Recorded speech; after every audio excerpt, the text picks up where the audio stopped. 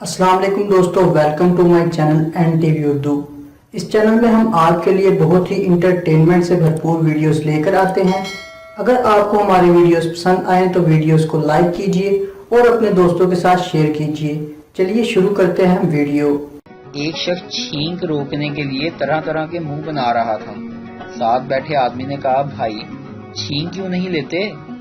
इस आदमी ने कहा, भाई मेरी बीवी ने कहा था कि जब तुम्हें छींक आए तो समझो कि मैं बुला रही हूँ। दूसरे शख्स ने कहा, तो इसमें परेशानी की क्या बात है? पहला शख्स, अजीब अहमक आदमी हो भाई, मेरी बीवी मर चुकी है।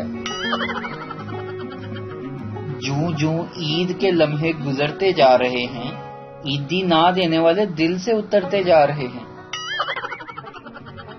अक्सर बीवियां ये धमकी देती हैं कि महज बच्चों की वजह से रुकी हूँ, वरना कब का घर छोड़ चुकी थी। मैंने कहा, अब तो बच्चों की शादी भी हो चुकी है, निकल क्यों नहीं जाती?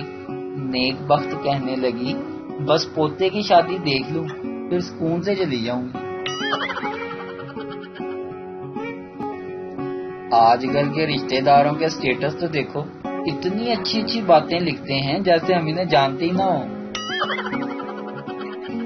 ईद के दूसरे, तीसरे, हत्ता के चौथे दिन भी आज मुल्क भर में यौम ससुराल इंतहाई अकीदत और एहतराम से मनाया जा रहा है।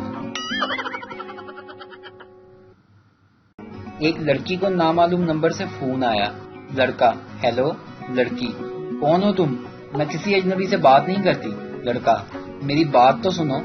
लड़की, मुझे कुछ नहीं सुनना, मैं शादीशुदा हूँ और मेरे पास बहुत अच्छा शौहर है।